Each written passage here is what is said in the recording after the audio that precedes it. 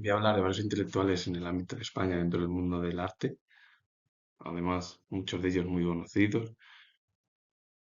Eh, Voy a hablar de Billy el Niño, en España, aquel policía franquista que perseguía a gente inocente, opositores sindicalistas, es decir, contrarios al régimen dictatorial que se puso España desde el 1 de abril de 1969 hasta el final, que fue el 20 de noviembre de 1975. También de otro Billy el Niño, que fue un forajido en Estados Unidos. Y bueno, pues, también intelectuales en Hispanoamérica. El neoplasticismo fue una corriente abstracta fundada por Pierre Mondrian en 1917. Busca la esencia del arte universal mediante la eliminación de formas naturales y el uso exclusivo de líneas perpendiculares, formas rectangulares y una paleta restringida a colores primarios como son el rojo, el amarillo y el azul, junto a otros colores neutros como el blanco, el gris, el negro. La etimología deriva del neerlandés Nieuwe Beelding, que significa nueva plástica o nueva imagen del mundo, y se compone del prefijo neo, que proviene del griego neos, que significa nuevo, y plástico también del griego, plásticos, moldeable o relativos a las artes plásticas, porque el neoplasticismo fue una corriente abstracta que lo que intentó llevar a cabo es la eliminación de las formas naturales y el uso exclusivo de líneas perpendiculares, formas rectangulares y una paleta restringida a aquellos colores que eran primarios y neutros. El primero normalmente es el rojo, el amarillo y el azul, los neutros el blanco, negro y el gris. El informalismo fue un movimiento de la posguerra de la década de los años 40 y 50 que rechaza la estructura geométrica y la figuración. Prioriza el gesto espontáneo, la intuición, las texturas y el uso expresivo de los materiales. Pintura matérica, manchas, salpicaduras. La etimología está formada por el prefijo in y formalismo derivado de forma, que proviene del latín, forma, que significa forma, pues, o estructura. Y el significado literal del término informalismo es la ausencia de forma, reflejando el rechazo a la composición estructural. Es decir, el informalismo es romper directamente con las estructuras que existían en aquel momento. Primeramente, porque después de vivir Europa, dos guerras mundiales, muchos de los artistas lo que quieren es romper y evadirse de la propia realidad y, bueno, pues acercarse al mundo del arte imaginario, no tan real, por ejemplo. El Grupo Pánico es un movimiento fundado por el dramaturgo y cineasta español Fernando Arrabal, que sigue vivo y que tiene más de 90 años, el escritor, filósofo, psicomago y director de cine francés, aunque de origen chileno, como fue Alejandro Jodorowsky, que ambos siguen vivos, porque es verdad que tienen más de 90 años, y el pintor y el actor Rolando Por, también que destaco. Y bueno, comenzó en México y también en París en 1962. El grupo Pánico en realidad fue un grupo que llevó a cabo una nueva estructura artística del momento, sobre todo. En la década de los años 60, comenzó en 1972, en México, en Europa, en París. Y la Brigada Político-Social fue la policía secreta y cuerpo de represión principal del régimen franquista en España, creada oficialmente en 1941, y la función de este cuerpo o brigada era perseguir, investigar y torturar a aquellos que eran los opositores políticos, también los estudiantes, los sindicalistas, intelectuales contrarios a la dictadura. Es decir, que si alguien iba en contra de la dictadura, ya sea un intelectual, un sindicalista, un estudiante, un político, esta brigada político-social lo que iba es a asesinarlos, los investigaba y los perseguía para luego ya torturarlos y, como he dicho yo, asesinarlos. ¿Qué es lo que sucede? Bueno, pues normalmente en las dictaduras así pasa. Pasa que, claro, lo que yo no entiendo luego son las formas cuando vas a bueno, cuando se realiza una transición democrática, que todavía algunas de estas figuras, en su momento, hace 40 años o más, tuviesen puestos relevantes durante un periodo, bueno, pues prolongado después de la dictadura en España. Es una humilde opinión, a lo mejor estoy equivocado, ¿eh? Pero claro, yo tampoco quiero coger el postulado radical de algunos políticos que siguen diciendo lo mismo. Yo, mi opinión siendo historiador es que todo debemos de entenderlo y luego cada cual tiene que sacar sus propias conclusiones. Yo creo, y esto lo voy a decir, que es que yo cualquier régimen dictatorial estoy en contra, ya sea de izquierdas como de derechas, el comunismo o el fascismo, el nazismo, me da igual, porque son regímenes que torturan a gente inocente o van a perseguir a poblaciones, por ejemplo, como perseguía Alemania a los judíos, sin sentido, a gente inocente, por ejemplo, que es una vergüenza. Pero bueno, oye, hay algunos jóvenes que creen que es mejor una dictadura que un régimen democrático. Me parece que tiene sus debilidades, Pero claro, como se pierda y no se conserven los valores democráticos en un país, luego a lo mejor no hay ni libertad, que es lo que todo el mundo quiere, pero bueno, cada cual a su propia forma de pensar y su ideario.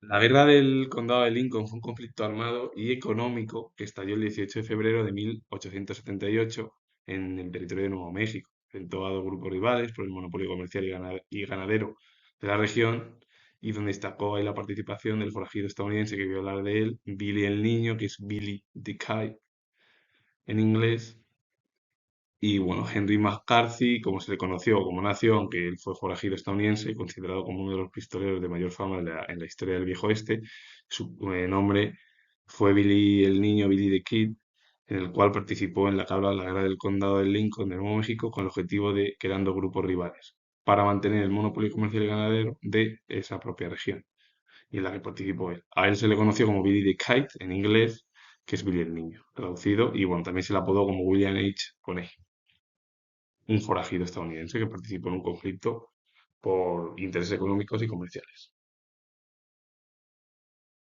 Antopor fue pintor, dibujante, ilustrador, escritor y cineasta francés. En realidad fue actor y cineasta. Bueno, fue actor y pintor, lo que destacó. Es verdad que luego se dedicó al ámbito de otras facetas, también artísticas, como dibujante, ilustrador y escritor. Francés de origen polaco, conocido por el humor negro y el carácter surrealista y voluntario de sus obras, perteneció al grupo Pánico, en el cual estuvieron l- el filósofo, escritor, psicomago Alejandro Jodorowsky y el dramaturgo novelista Fernando Arrabal. Y la obra es, o una de las obras suyas, es El Quimérico Inquilino de 1964. El grupo Pánico surgió, pues eso, en la década de los 60 como una nueva forma artística en Europa y en el otro lado del charco, en México. De los intelectuales que voy a hablar, muchos de ellos, como Chillida también, participaron en realizar bueno, obras para el Mundial de Fútbol de España que se celebró en 1982 y quién sabe en el futuro si se celebrarán dentro pues eso, de 4 años. Pero yo no voy a hablar de fútbol, no me voy a centrar en el ámbito deportivo, me voy a centrar en el ámbito intelectual. Eduardo Arroyo fue pintor, escultor y grabador español de estilo figurativo, clave en la narrativa como de la corriente del neoplasticismo española y vinculado al pop art. También dedicó parte de su vida a la escritura, es decir, se dedicó al ámbito de la pintura, del arte y también a la literatura. El propio eh, Arroyo, Eduardo Arroyo. Antonio Saura fue pintor y escritor español, considerado como uno de los grandes artistas españoles del siglo XX, al igual que Antoni Tapies, que fue pintor, escultor y teórico del arte español, uno de los principales exponentes a nivel mundial del informalismo. Estuvo considerado como uno de los más destacados artistas también como Antonio Saura del siglo XX del siglo pasado. Y muchos de ellos dejaron, es verdad que participaron sí para el mundial, pero se dedicaron a su vida en el ámbito artístico, toda su vida. Lo del Mundial fue algo pues anecdótico y que fue pues para ayudar sobre todo a que España en aquel momento, que estaba ya comenzando el final de la transición democrática hacia la democracia que comenzó en 1982, en octubre. Por cierto, el año que viene se cumplen, claro, 45 años ya del primer gobierno socialista en España, en octubre. Juan Antonio González Pacheco, pues se le conoció como el Billy el Niño, pues fue un policía español, miembro del Grupo General de la Policía de la Brigada Político-Social durante la dictadura franquista, conocido por torturar a numerosos opositores políticos, y cuando finalizó la dictadura, en plena transición democrática, fue ascendido a inspector del Cuerpo Superior de Policía para posteriormente dejarlo en 1982. Y como he dicho, se le conoció como Billy el Niño, no confundir con Billy el Niño o Billy the Kid, que fue el forajido estadounidense que ha hablado de él en la dispositiva o la diapositiva de Estados Unidos. Así que él fue una figura que, bueno, pues estuvo en el cuerpo, sí, en el cuerpo que sería la Brigada Político-Social que perseguía a estudiantes, como he definido, a opositores políticos, a sindicalistas, a los intelectuales que eran contrarios y tenían un pensamiento contrario a el régimen dictatorial y los torturaban, los perseguían, los investigaban e incluso a muchos los asesinaron. Claro, que es una vergüenza. Es para mí, claro, entender cómo luego algunos gobiernos lo dan, pero claro, ¿cómo puedes entender si la política está al servicio de los intereses políticos, económicos y sociales? Es una opinión, pero esto no quiere decir que yo sea como algunos partidos políticos que lo que quieren es llevar a cabo un cambio de paradigma democrático para sus propios intereses, que es lo que ha pasado con algunos políticos cuando han ido subiendo al poder, que decían una serie de cosas y luego o no quisieron o no tuvieron esas agallas, o a lo mejor era más por intereses económicos y políticos de obtener más ingresos monetarios. Allí, cada cual en su propia vocación. Paul Bury fue pintor y escultor belga, miembro de los grupos Peintre, Belge, Jeune y Cobra, regente del Cinematoglyphe del Colegio de Patafísica. Se dedicó al dibujo, la pintura, la escultura y también a la escritura, el diseño de joyería y la construcción de puentes. Y participó en algunas de las obras del Mundial de 1982 en España, como muchos de los españoles.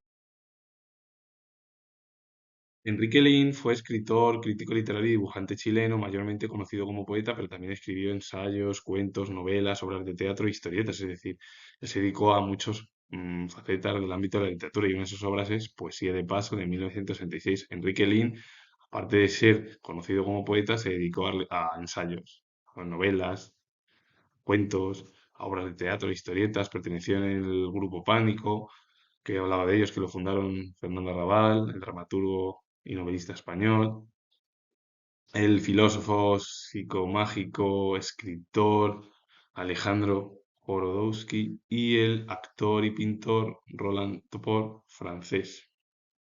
Que, bueno, ambos, Enrique Lihn y Nicanor Parra, pertenecieron a este grupo, se acercaron a esa corriente artística que surgió en México y en París. Y Nicanor Parra fue poeta intelectual, físico y profesor chileno cuya obra ha tenido una profunda influencia en la literatura hispanoamericana. Una de sus obras es Versos de Salón de 1922. Muchos de ellos fueron importantísimos. Por ejemplo, Roland Topor, que fue actor y pintor francés de origen polaco, también destacó en el grupo Pánico. Enrique Lihn, Nicanor Parra se acercaron, Fernando Arrabal, Alejandro Jodorowsky, entre ellos, bueno, quienes fueron los fundadores son los tres que he nombrado. Así que con ello finalizo, comento que si ustedes os gustó este vídeo, darle a like, suscribiros, comentar. Repito, nuevos historiadores y nos vemos ya en el próximo.